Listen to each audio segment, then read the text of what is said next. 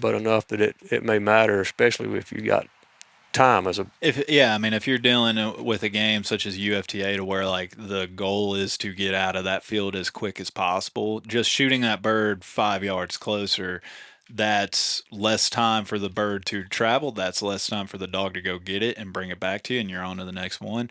Again, I don't.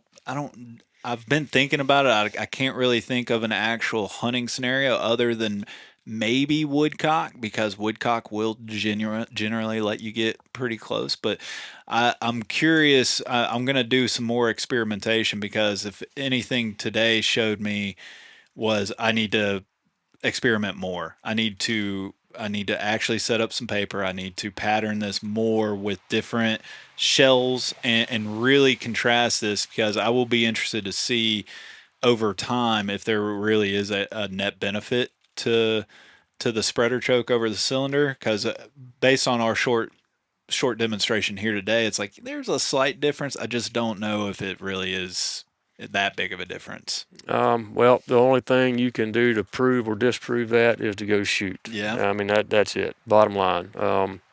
We shot very little out here thanks to the weather.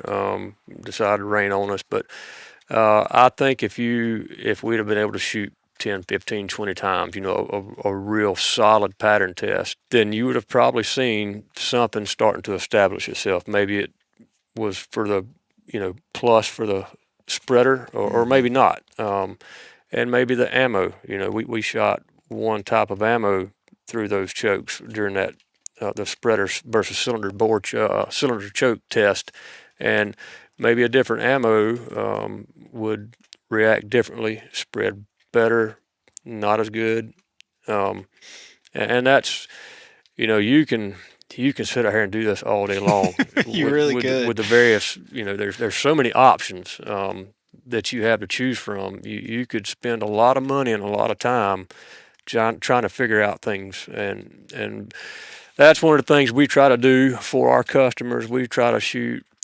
We can't shoot all the ammunition on the market. There's just too much. Yeah. There's just way too much.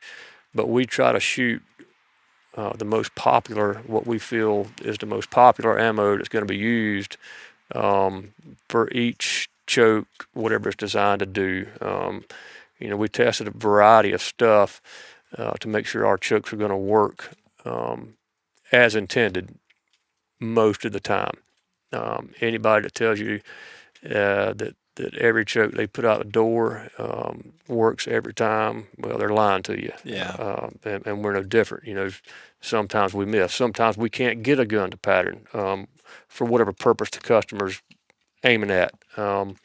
But we certainly it's not for lack of trying. I've sent you know uh, I've sent customers 6 or 7 different chokes over the course of a month or two, trying to get their gun to pattern, and um, usually we can nail it, but sometimes you just can't.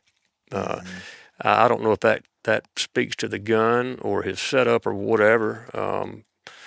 Like I had a guy it ended up being his shotgun. I don't know how many different chokes a guy tested trying to get a good turkey gun, but it just would not shoot, and ended up he had something screw with his barrel that was just throwing everything out of whack.